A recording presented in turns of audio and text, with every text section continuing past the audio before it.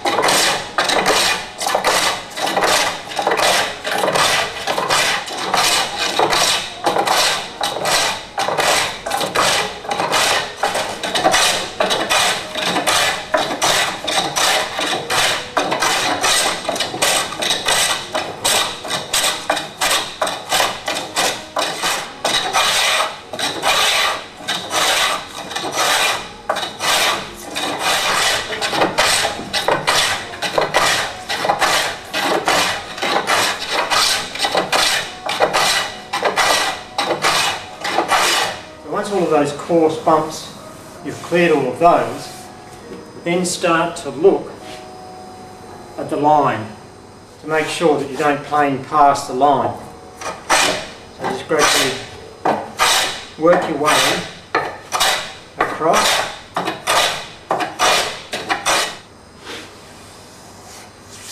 Still a bit over here.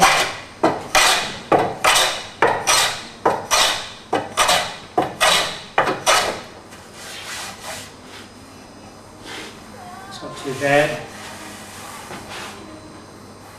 Still a wee bit over here.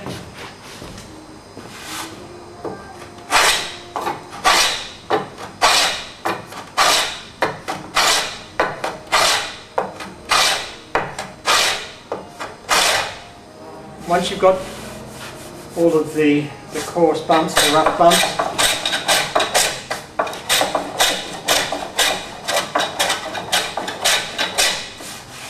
out of the way, then take care of the line and make sure you plane down to that line that you marked right at the very start.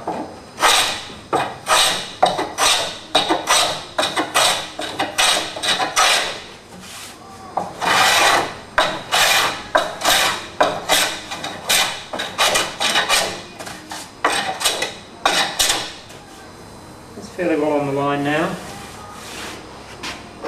The next thing is check that it is in fact square. And needs a little bit of work off there.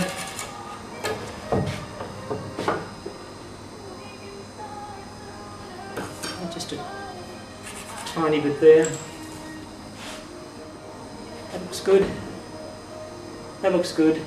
That needs a bit more work on that side. Doesn't need a great deal. So just take off little bits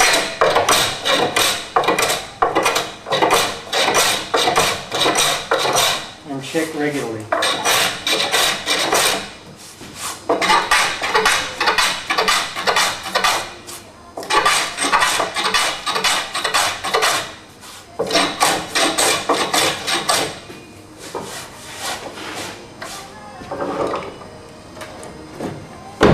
Check. That's good. That's good. That's spot on. And just a wee bit more there.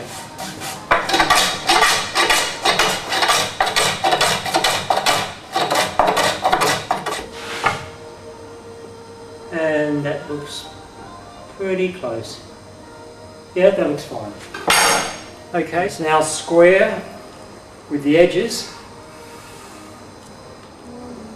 Once I've cleaned off all the particularly coarse machining marks left by the bandsaw with the sori-ganna, I take a convex sanding block with a radius that's slightly less than the concave radius of the inner headrest, and sand it smooth with 80 grit sandpaper.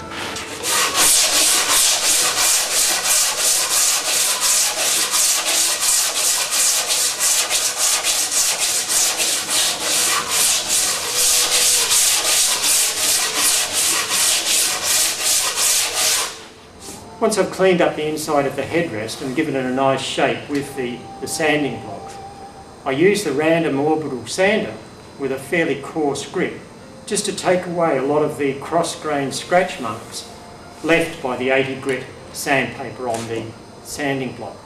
At this stage, the inside face and also the outside face, when we clean that up, don't have to be perfectly smooth. They just have to be properly shaped.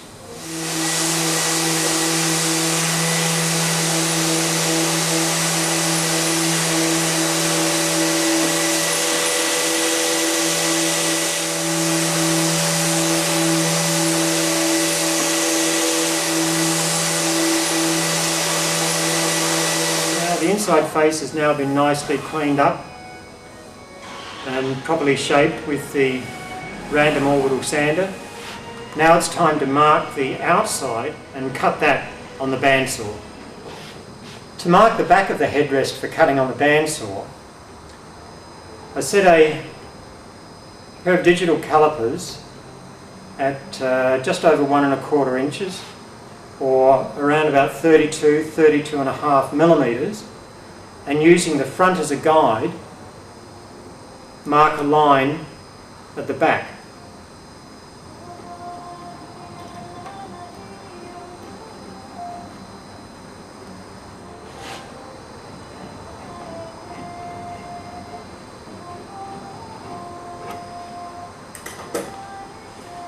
Then take a sharp pencil and mark along that line so that it can be clearly seen when cutting with the bandsaw.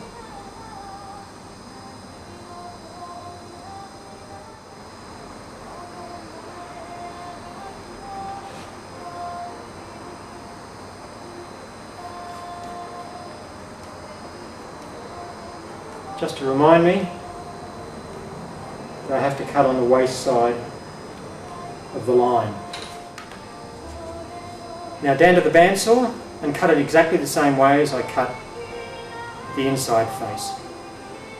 As before, the bandsaw has left some fairly coarse machining marks.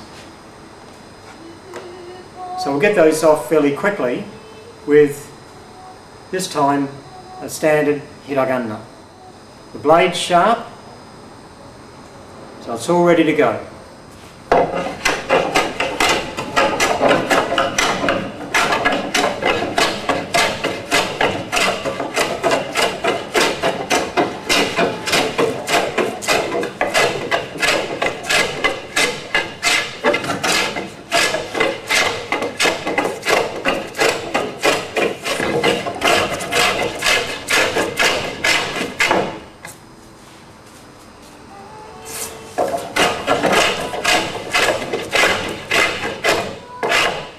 Because you're cutting a cross grain, in the early stages you can be fairly aggressive.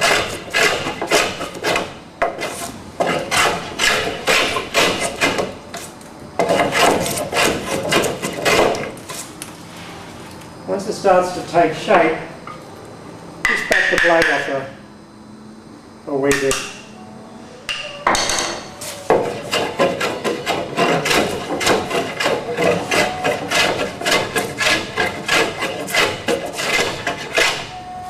Once you've got the nice smooth shape to the back, it's then simply a matter of planing down to that line that we marked earlier. Make sure you don't plane past the line, because you want to make sure that the headrest has the full 32mm.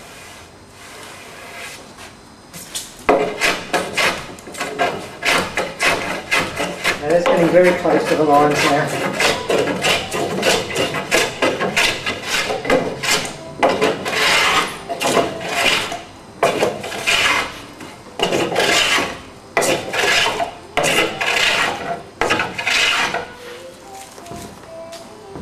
Okay, now we'll check to make sure that everything's square.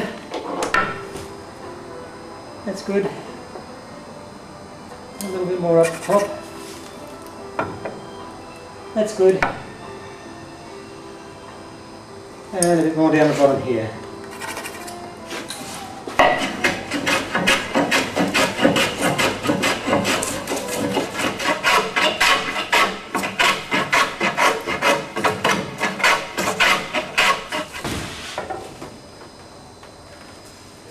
That's good. That's good.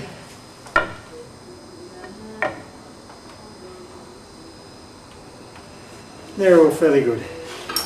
Once we've smoothed the back with the hand plane, then use this time a concave sanding block with a radius slightly greater than the convex shape of the back, and sand it with 80 grit sandpaper to generally smooth it off and to get rid of the planing marks.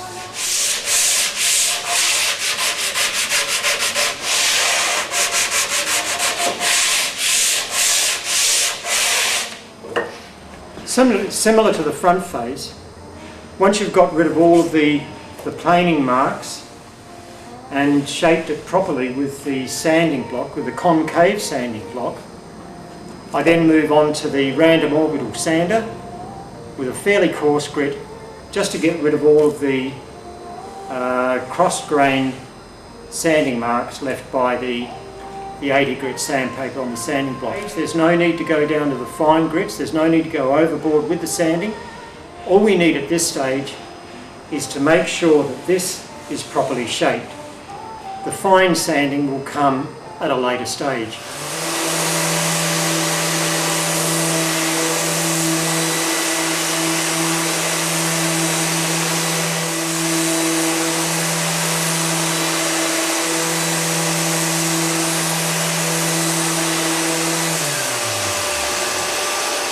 Once I've got a nicely shaped back to the headrest, it's reasonably smooth with no cross-grain sanding marks from the 80 grit sanding block. That's the end of that particular part of the headrest shaping process. So that completes this video on the initial shaping of a headrest for a Hal Taylor rocking chair using sori-ganna and a small hira-ganna. I hope you enjoyed it, and thanks for watching. And don't forget, if you live in Australia, New Zealand or Japan, you can buy Hal Taylor's CD book on making this wonderful rocking chair, full-size paper templates, back brace hole template, and a 3-disc DVD set on making the rocking chair through my website at kskdesign.com.au. Thanks, and see you again next time.